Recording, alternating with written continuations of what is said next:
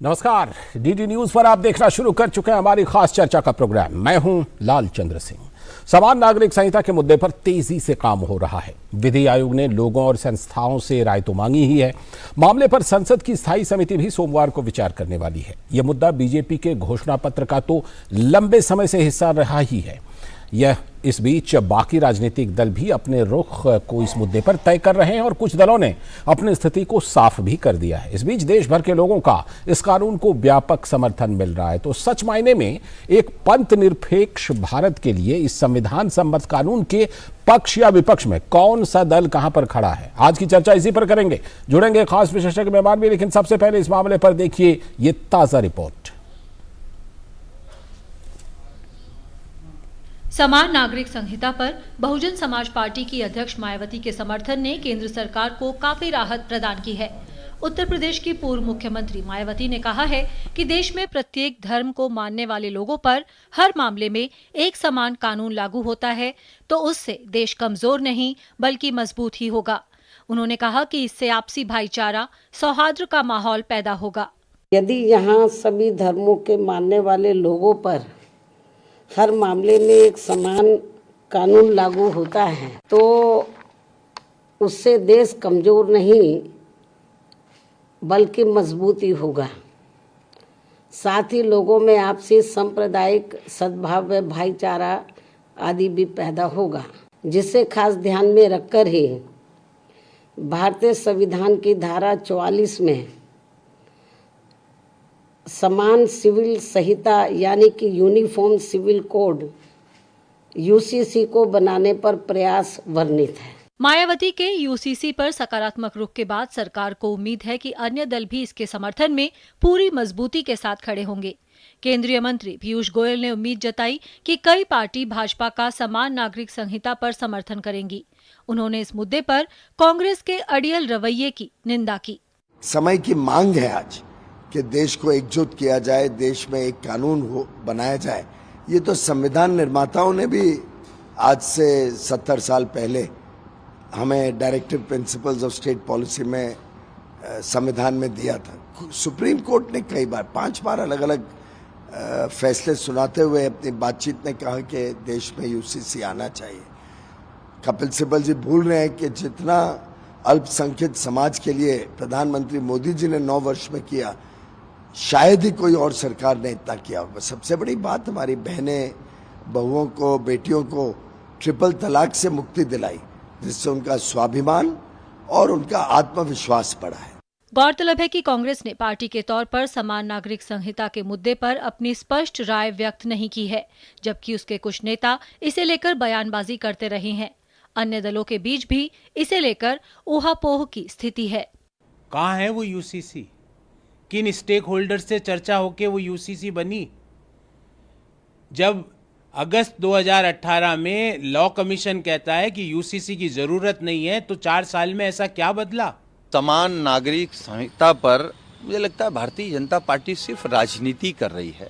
समान नागरिक संहिता में नागरिकों के लिए एक समान कानून बनाने और उन्हें लागू करने का प्रस्ताव है। ये संहिता धर्म और लिंग के आधार पर भेदभाव किए बिना सभी नागरिकों पर समान रूप से लागू होगी। देश भर में सभी वर्ग के लोगों को इसका व्यापक समर्थन मिल रहा है। माननीय प्रधानमंत्री नरेंद्र मोदी जी ने देश को एक परिवार की भांति माना है। उनका ये कहना है कि देश में एक सा कानून चलना चाहिए।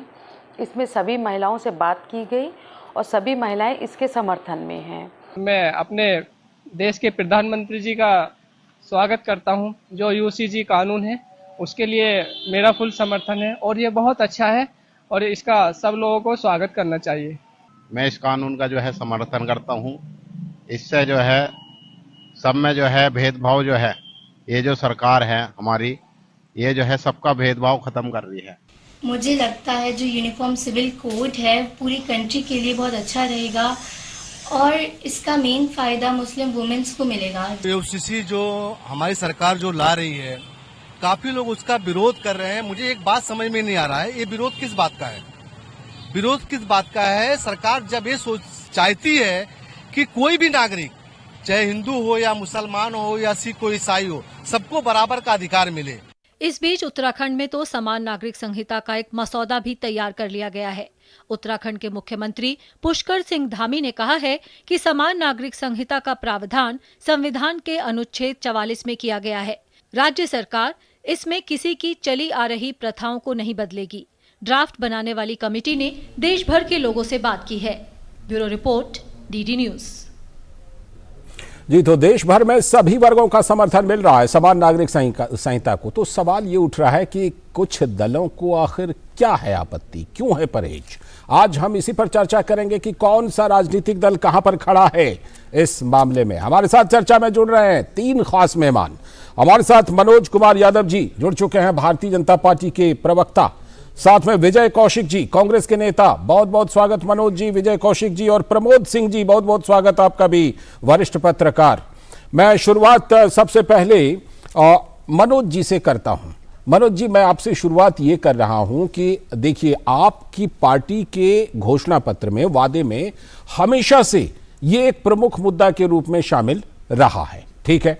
अब जाकर के ये लाया जा रहा है, आप इस पर सभी दलों के समर्थन की उम्मीद कर रहे हैं। सवाल ये बन रहा है कि सारी पार्टियां कुछ अलग अलग जो रुख रख रही हैं, उनको आप किस तरह से राजी करेंगे इस पर?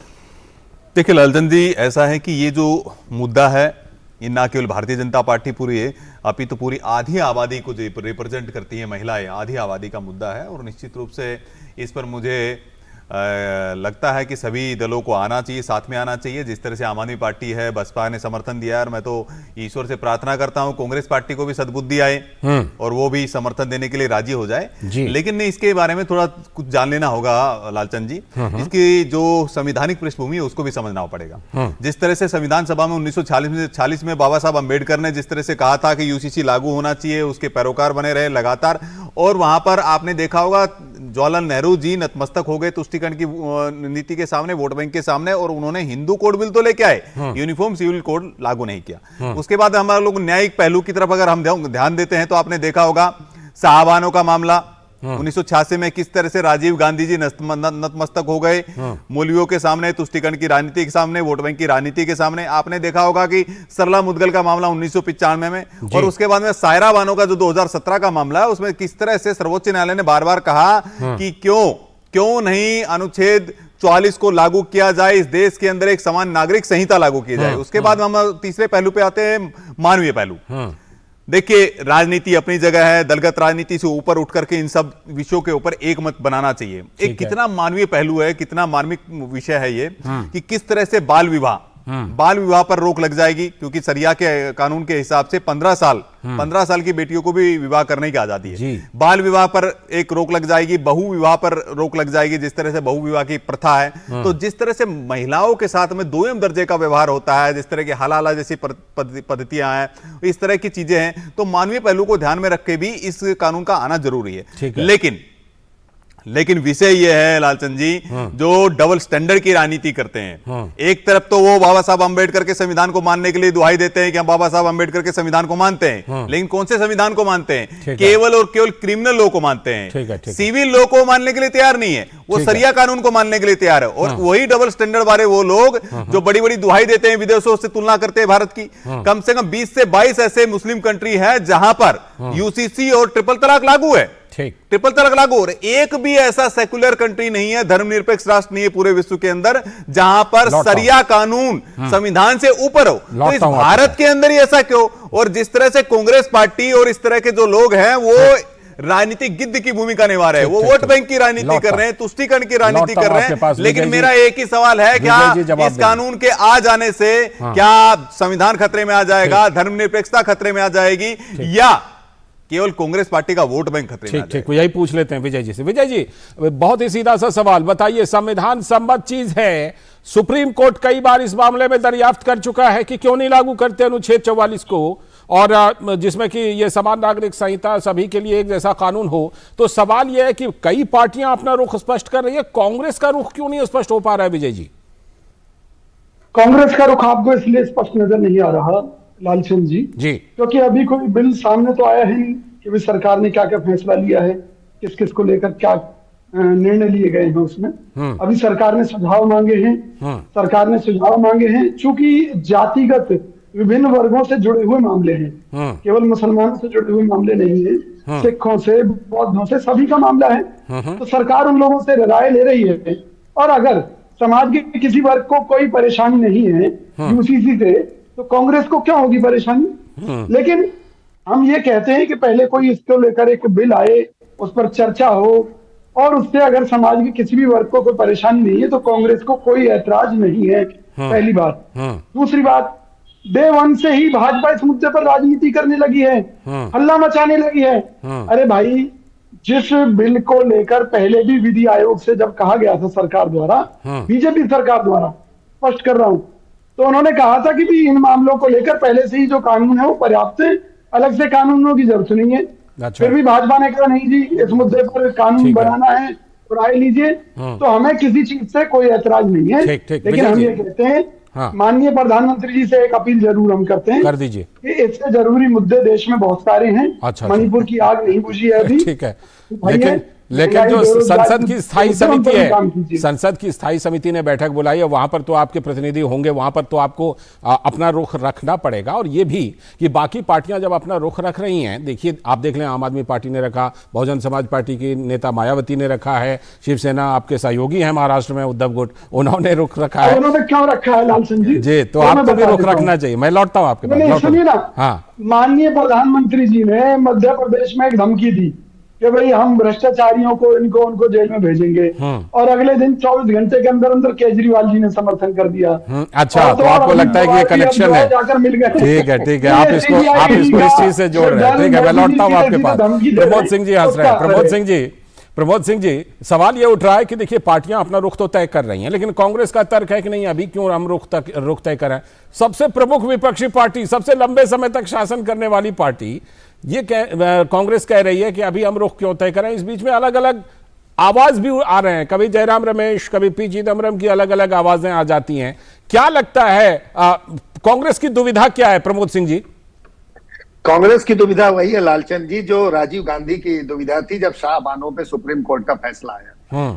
तब उन्होंने जो कि विरोध हुआ उम्मा का, जो मुस्लिम पर्सनल बोर्ड का, फिर वो मुस्लिम विमेन एक्ट 1986 लेके आए, और उन्होंने जो तो सुप्रीम कोर्ट के फैसले को पलट दिया जी। अगर वो उस समय लागू, उसी समय सुप्रीम कोर्ट ने कहा था यूनिफॉर्म सिविल कोड लागू होना चाहिए। यूनिफॉर्म कांग्रेस जो है अभी, और वो 85 का जो फैसला था, उसके बाद 86 में राजीव गांधी बनता, उससे बाहर नहीं निकल पाई। इनका जो भी रिएक्शन भी मैं कौशिक भाई को सुन रहा था, ये सिर्फ और सिर्फ प्योर वोट बैंक की पॉलिटिक्स की तरफ है। अभी कांग्रेस देख रही कि कौन कौन पार्टियां इसका समर्थन करती हैं, और यही लोग कहते हैं हम संविधान बचाना चाहते हैं। जब संविधान में लिखा हुआ है, उसके पार्ट 4 के आर्टिकल 44 में कि समान नागरिक संहिता होनी चाहिए, तो भाई फिर आप बाबा साहब अम्बेडकर की कसम भी खाते हो, कस्में भी खाते हो उनके नाम पे। संविधान की जब बात आती है फिर आप लगते हो गोल गोल घूमने।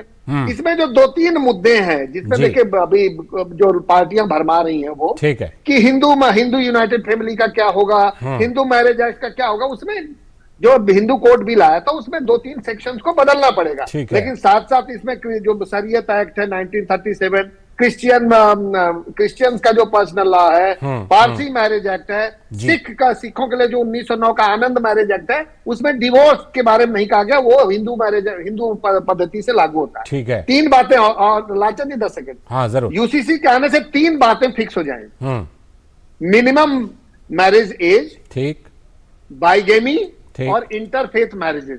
3 मुद्दे एकदम हमेशा के लिए जो है उनका निस्तारण हो जाएगा। बाइगेमी की जगह पॉलीगेमी कहिए सर।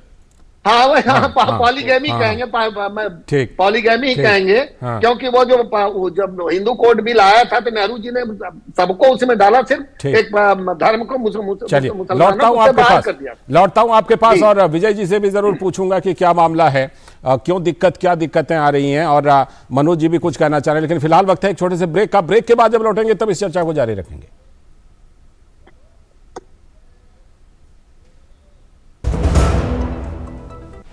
यहाँ आयुष्मान कौन है? जी मैं हूँ। आपका अगला नंबर? मैं भी हूँ आयुष्मान। जी मैं भी हाँ। इतने सारे आयुष्मान? देश के करोड़ों लाभार्थी हैं आयुष्मान। और एक प्रकार से पीएम जय अब गरीबों की जय बन गई है। देश के करोड़ों परिवारों ने आयुष्मान भारत प्रधानमंत्री जन आरोग्य योजना के अंतर्गत 5 लाख रुपए तक का मुफ्त उपचार का वरदान पाया है। अपने परिवार के स्वास्थ्य सुरक्षा की गारंटी के लिए आज ही 14555 पर कॉल करें और अपने नजदीकी सूचीबद्ध अस्पताल या CSC केंद्र पर जाकर आयुष्मान कार्ड बनवाएं।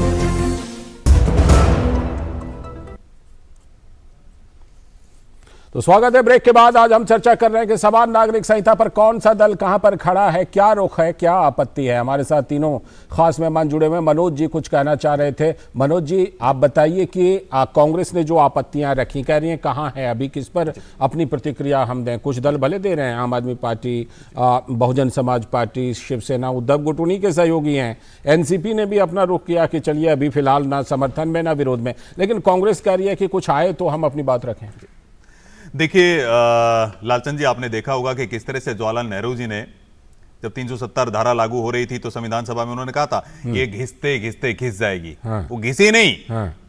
पीछे 70 साल तक वो घिसी नहीं। माननीय नरेंद्र मोदी जी के आने के बाद ही वो धारा 370 को हटाने का काम किया गया है। और इसी तरह से आपने देखा होगा कि विरोध की राजनीति ये लोग करते हैं। नकारात्मक राजनीति करना अगर किसी से को देखना हो तो कांग्रेस पार्टी से सीखना चाहिए। नकारात्मक राजनीति की जननी बन गई है। आपने देखा होगा 370 हो, ट्रिपल तलाक पे कितना विरोध किया इन्होंने, राम मंदिर का विरोध किया, नई संसद भवन का विरोध किया, वार मेमोरियल का विरोध किया, यूनिटी स्टैच्यू ऑफ यूनिटी का विरोध किया। मतलब जो भी सकारात्मक देश के हित में, देश को गर्व करने वाले विषय हो, चाहे GST हो, हर विषय पे लगातार नकारात्मक राजनीति ये लोग करते आए हैं। अब मैं बात बताता हूं। इन्होंने कहा, जयराम रमेश जी ने कल कहा और अभी विजय जी बता रहे थे कि हम जब ड्राफ्ट आएगा तो सुझाव जब बात करेंगे। ड्राफ्ट अभी सुझाव आपसे मांगे जा रहे हैं। तभी तो 22वें विधि आयोग ने सुझाव मांगे, लगभग 8 लाख के आसपास सुझाव आ चुके हैं। और ये सुझाव, ये 22वें विधि आयोग ने क्यों कहा, आपको ध्यान में होगा 2015 में सर्वोच्च न्यायालय ने दिशा निर्देश दिया, 2019 के अंदर सर्वोच्च न्यायालय ने दिशा निर्देश दिया, 2021 में दिल्ली हाईकोर्ट और इलाहाबाद हाईकोर्ट ने कहा कि UCC लागू करने के लिए केंद्र सरकार अपना पक्ष स्पष्ट करे। तो विधि आयोग ने सुझाव मांगे तो सुझाव आपको देना चाहिए। देखिए, इससे जैसे प्रमोद जी ने कहा कि बहु विवाह खत्म हो जाएगा, बाल विवाह खत्म हो जाएगा, कम से कम 8 ऐसे पर्सनल लॉ है, 8 से 9 ऐसे पर्सनल लॉ है, वो भी खत्म हो जाएंगे। लेकिन विषय क्या है कि इनको केवल राजनीति करनी है, तुष्टीकरण की राजनीति करनी है। तो वो लोग हैं जब 370 के बारे में बोलते थे, देश में खून की नदियां बह जाएंगी। फारूक अब्दुल्ला जी ने भी कुछ इसी तरह का स्टेटमेंट दिया है कि ये इस तरह से छेड़छाड़ नहीं करनी चाहिए। भारत की महिलाओं को, आधी आबादी को अगर अधिकार दिलाने का कोई काम कर रहा है तो उस तरह की नकारात्मक राजनीति करने का कांग्रेस पार्टी काम कर रही है। और मैं बता देता हूं लालचंद जी, भारतीय जनता पार्टी डंके की चोट पर जो कहती है वो करती है। और हमारी प्रतिबद्धता है, 370 हमारी प्रतिबद्धता थी, राम मंदिर प्रतिबद्धता थी, हमारा संकल्प था, और UCC भी हमारी प्रतिबद्धता है। महिलाओं के अधिकारों के हितों में निश्चित रूप से भारतीय जनता पार्टी अपनी तीसरी कसम को भी पूरी करेगी। वही मैं कह रहा था कि इसमें कोई शक नहीं कि UCC हमेशा से आपके इसमें घोषणा पत्र में, आपके वायदे में शामिल रहा है। मैं विजय जी के पास चलता हूं। विजय जी, जिस कांग्रेस पार्टी ने हिंदू कोड बिल को लाया, कई हिस्सों में बांटकर उसको पारित कराया, वो कांग्रेस पार्टी कैसे कंफ्यूज हो सकती है यूनिफॉर्म सिविल कोड को लेकर के? कांग्रेस पार्टी ही है ना जिसकी सरकार ने हिंदू कोड बिल को पास कराया था, अलग अलग तरह से बांट करके। हम बिल्कुल भी कंफ्यूज नहीं है। अगर हिंदू कोड बिल की बात करते हैं तो जवाहरलाल नेहरू जी हिंदू थे। तो मुझे अपने धर्म के बारे में जितनी जानकारी है शायद किसी को नहीं होगी। इसी तरीके से कोई मुसलमान है तो उसे जानकारी होगी। तो हम ये कह रहे हैं कि जब सरकार ने सुझाव मांगे हैं, अगर देखा जाए तो मुसलमानों से मुसलमानों के सुझाव मांगे, हिंदुओं से हिंदुओं के, सिखों के सिखों से, बौद्धों के बौद्धों से, सभी से उनके सुझाव मांगे, तो वही लोग अपने सुझाव दें। भाई हम एक राजनीतिक दल हैं, जब सरकार एक ड्राफ्ट लेकर आएगी तब हम उन जो धार्मिक समूह है, संगठन है, लोग हैं, उनसे हम बात करेंगे। अगर उनको कोई ऐतराज नहीं है तो कांग्रेस पार्टी को भी कोई ऐतराज नहीं है। हमें ऐतराज है तो सिर्फ एक बात का ऐतराज है, क्या कि बगल में छुरी मुंह में राम राम। भाजपा का यही है काम। एक तरफ आप कहते हैं एक देश और एक कानून, तो भाई फिर इसमें बहुत सारी चीजें आती हैं। ये जो आर्थिक भेदभाव इस देश के अंदर है, ये जो आरक्षण के नाम पर सामाजिक भेदभाव इस देश के अंदर है, ये कानून के नाम पर जो सुप्रीम कोर्ट के आरक्षण के खिलाफ है, खत्म करने के लिए नहीं, हम खिलाफ नहीं है। अच्छा। जब मोदी जी मोदी जी जब समान नागरिक संहिता की बात करते हैं तो इन्हें इस मुद्दे पर भी राय देश के सामने रखनी चाहिए। ये केवल सारे मुद्दों को एक साथ जोड़ लेंगे तो कैसे हल होगा? एक एक करके ही हल होगा ना। इन्हें कमाल की बात कर रहे हैं सर। जब सुप्रीम कोर्ट ने अभी हवाला दिया गया कि अभी शिक्षकों के केस में सुप्रीम कोर्ट फैसले को पलट दिया गया देश की संसद में, तो इसी तरीके से जब जाति विशेष के द्वारा शिकायत दर्ज कराने पर गिरफ्तारी कराने को लेकर सुप्रीम कोर्ट ने ये कहा था कि भाई शिकायत होने के बाद पहले जांच होगी, उसके बाद गिरफ्तारी होगी। ठीक है, उस पर तो संसद ने कानून बना दिया ना। मोदी जी ने कानून बना दिया कि पहले गिरफ्तारी होगी और बाद में जांच होगी। चलिए ठीक है भैया, मुझे बता दीजिए कहाँ समान नागरिक है संहिता इस देश में? ठीक है ठीक है ठीक है। आप चलिए 10 सेकंड आप ले लीजिए, फिर प्रमोद जी के पास जाऊंगा। देखिए ऐसा है कि विजय जी, आपको ध्यान में होगा जिस SC/ST एट्रोसिटी एक्ट की बात कर रहे हैं वो मोदी सरकार ने यथास्थिति जो था वही रखा है, बदला नहीं है। ना हमने उससे के साथ कोई छेड़छाड़ की है। मैं स्पष्ट कर देना चाहता हूं आपको, शायद मुझे लग रहा है भ्रमित करने का प्रयास मत कीजिए। इन्होंने कंफ्यूज पार्टी तो कंफ्यूज कौन है? राहुल गांधी जिस पार्टी के सिरमौर है वो पार्टी सबसे बड़ी कंफ्यूज है। अभी सुन लीजिए विजय जी, अब उसके बाद में इन्होंने कहा कि जवाहरलाल नेहरू जो हिंदू थे उन्होंने कहा, डिस्कवरी फॉर इंडिया में स्पष्ट लिखा है कि मैं एक्सीडेंटल हिंदू हूं। और आपको पता होगा कि सोमनाथ के मंदिर के पुनर्निर्माण के समय जब डॉक्टर राजेंद्र प्रसाद जी जा रहे थे तो लगातार उन्होंने मना करने का काम किया। और आप ऐसे ही अगर समानता की दो धर्म की राजनीति नहीं करते तो मैं पूछना चाहता हूं 1986 के अंदर 85 में जब साहबानों का मामला आया तो आपने अध्यादेश ला करके उस मामले को पलटने का काम क्यों किया? और ये हिंदू ये धर्म की राजनीति 1989 के अंदर आपको पता होगा लोकसभा चुनाव का शंखनाद इन्होंने राम मंदिर से किया। मुसलमानों को आरक्षण देने के बाद ये पार्टी मुसलमानों की पार्टी है, ये राहुल गांधी जी करते हैं। धर्म की राजनीति कौन करता है? बांटने की राजनीति कौन करता है? ये आप करते हैं। हम समान अधिकार नागरिक संहिता ला करके महिलाओं को अधिकार दिलाने की बात कर रहे हैं, उनको अधिकार देने की बात कर रहे हैं। हम ये राजनीति नहीं कर रहे हैं, हम केवल और केवल उनको समानता की बात कर रहे हैं। ठीक, मैं प्रमोद जी का रुख करता हूं, फिर विजय जी का भी जवाब लूंगा। प्रमोद जी, कांग्रेस पार्टी जो बात कह रही है कि देखिए कुछ ड्राफ्ट आ जाए तो उसके बाद हम कुछ उस पर अपना रुख करेंगे और अगर किसी को आपत्ति नहीं तो हमें भी आपत्ति नहीं। आपको लगता है एक प्रमुख विपक्षी पार्टी का यह रुख उचित है क्या इस मुद्दे पर, इस संविधान सम्मत मुद्दे पर?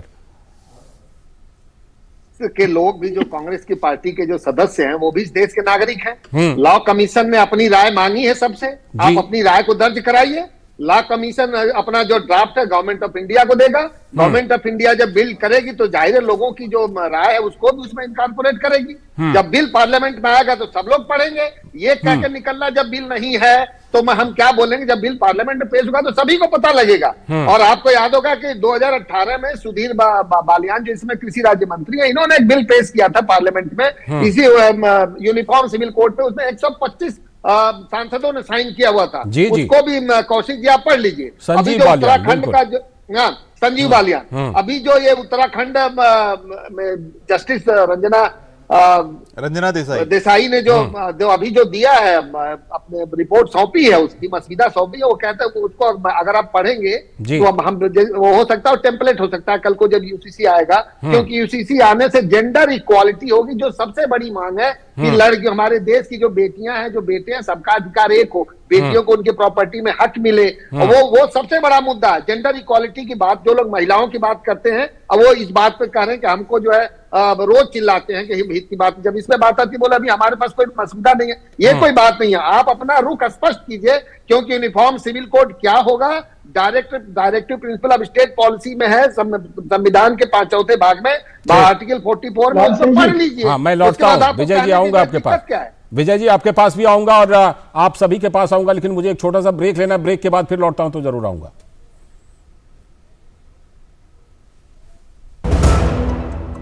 जन औषधि केंद्रों पर मिलने वाली दवाओं की कीमत बाजार में जो दवाएं मिलती हैं उसी क्वालिटी की, लेकिन जन औषधि केंद्र में 50% से 90% तक उसकी कीमत कम होती है। भारतीय जन औषधि परियोजना के अंतर्गत अब तक देश भर में हजारों जन औषधि केंद्र खोले जा चुके हैं, जहां पर 1800 से अधिक दवाइयां और 285 सर्जिकल उपकरण बहुत ही कम कीमतों पर उपलब्ध हैं। अधिक जानकारी के लिए जन औषधि सुगम मोबाइल ऐप को डाउनलोड करें या टोल फ्री नंबर 1800 180 8080 पर कॉल करें।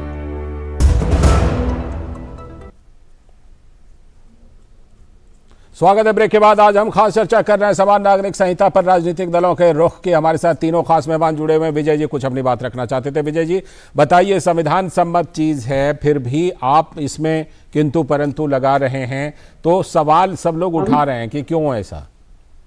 हम कोई किंतु परंतु नहीं लगा रहे। कांग्रेस पार्टी ने अपने सभी कार्यकर्ताओं और नेताओं को छूट दे रखी है कि वो अपनी जाति की तरफ से कोई भी राय देना चाहे वो स्वतंत्र है। तो इससे बड़ी आजादी कांग्रेस पार्टी और क्या दे सकती है? स्टैंडिंग कमेटी में तो पार्टी के तौर पर रखेंगे ना रुख? ना, कल ही मीटिंग है। वही तो मैं कह रहा हूँ कि कल ही मीटिंग है कांग्रेस, सोमवार। मैं वही कह रहा हूँ, जब कांग्रेस पार्टी से राय मांगी जाएगी, कांग्रेस पार्टी जरूर इस मुद्दे पर राय देगी। हम उससे पीछे नहीं है, हम किसी अपनी जिम्मेवारी से नहीं भागते हैं। लेकिन इस देश के नागरिक होने के नाते, इस देश के जो जनता है, जो करोड़ों लोग हमारे ऊपर भरोसा रखते हैं, उनकी लड़ाई लड़ना हमारा कर्तव्य है। हमारे लिए कॉमन सिविल कोड से ज्यादा महत्वपूर्ण इस समय मणिपुर की आग को बुझाना है। अच्छा, महंगाई के मुद्दे पर, बेरोजगारी के मुद्दे पर, भ्रष्टाचार के मुद्दे पर इस सरकार को बेनकाब करना है। तो वो तो संसद सत्र आएगा, उसमें कीजिएगा। लालचंद जी, मैं आ रहा हूँ, प्रमोद जी आपके पास भी आ रहा हूँ। 2015 से 2017 तक चूड़ा चांदपुर में क्या स्थिति थी जब आईबोबी सिंह की सरकार थी, कांग्रेस की, तब ये लोग नहीं बोलते। अभी वहां पर एक स्थिति है, भारत सरकार और उसकी जो जितने जो अंग है सब लगे हुए हैं वहां पे। ठीक है, चलिए वो एक मुद्दा है, उसमें जरूर शांति कायम करने की कोशिश हो रही है और तमाम मुद्दे हैं। लेकिन आज की चर्चा यूसीसी पर। आप मनोज जी कुछ कहना चाह रहे हैं? उनका कहना है कि वो स्टैंडिंग कमेटी में तो अपनी बात रखेंगे जब उनसे पूछा जाएगा। तो देखिए क्या है लालचंद जी, सबसे बड़ी बात यह है कि कांग्रेस पार्टी और कांग्रेस पार्टी के प्रवक्ता आकर के बोलते हैं कि हमसे जब पूछा जाएगा, इसका मतलब समझते हैं आप, यानी कि गांधी परिवार, no if no but Gandhi family is the first, यानी गांधी परिवार से स्पेशल रूप से पूछा जाए, गांधी परिवार से स्पेशल रूप से पूछा जाए। विधि आयोग से ऊपर कांग्रेस पार्टी है, विधि आयोग से ऊपर कांग्रेस पार्टी है, संविधान से ऊपर कांग्रेस पार्टी है। सुझाव पूरे देश से पूछे गए हैं तो सुझाव देने के लिए आजादी है। लेकिन मैंने ये कहा कि अभी सुझाव मांगे जा रहे हैं, ड्राफ्ट तो बना नहीं है। और जब पार्लियामेंट में पेश होगा तो आपके सांसद भी वहां रहेंगे, आपके सांसद भी रहेंगे, आपको वोटिंग करने का अधिकार भी रहेगा। लेकिन पेट में दर्द क्यों? अभी से तो ड्राफ्ट भी नहीं आया, तो पेट में दर्द क्यों? तो पेट में दर्द इसलिए हो रहा है, इसलिए खलबली मची हुई, इनकी विपक्षी एकता भी टूट रही है, इसलिए हो रहा है कि वोट बैंक की राजनीति छिड़ जाएगी। केवल और केवल तुष्टीकरण की राजनीति करने वाले लोग महिलाओं के विरोधी है। मैं पूछना चाहता हूं कांग्रेस पार्टी का स्टैंड क्या है? कांग्रेस पार्टी का स्टैंड बताइए, क्या वो महिलाओं को अधिकार देने के पक्ष में है या नहीं है? मैं कह रहा हूं महिलाओं को समानता का अधिकार देने के पक्ष में। ये विवाद अपनी जगह इतनी बात जरूर है। मनोज जी, सोमवार को जब स्टैंडिंग कमेटी की मीटिंग होगी तो उसमें कांग्रेस रुख रखेगी जरूर। हम उम्मीद करते हैं, जैसे कई पार्टियां अपना रुख साफ कर रही हैं, कई पार्टियां समर्थन दे चुकी हैं, कांग्रेस भी प्रमुख विपक्षी पार्टी के तौर पर जरूर अपने पोजीशन को साफ रखेगी और करेगी। बहुत बहुत शुक्रिया आप सभी का इस चर्चा में हिस्सा लेने के लिए। मनोज जी आपका भी जुड़ने के लिए, विजय जी आपका भी जुड़ने के लिए और प्रमोद जी भी इस चर्चा में जुड़ने के लिए आप सभी का बहुत बहुत शुक्रिया। तो आज की चर्चा हमने खासतौर पर समान नागरिक संहिता पर राजनीतिक दलों के रुख पर की। इस चर्चा में इतना ही, लेकिन डीडी न्यूज पर खबरों और कार्यक्रमों का सिलसिला लगातार जारी। हमें दीजिए अनुमति। नमस्कार।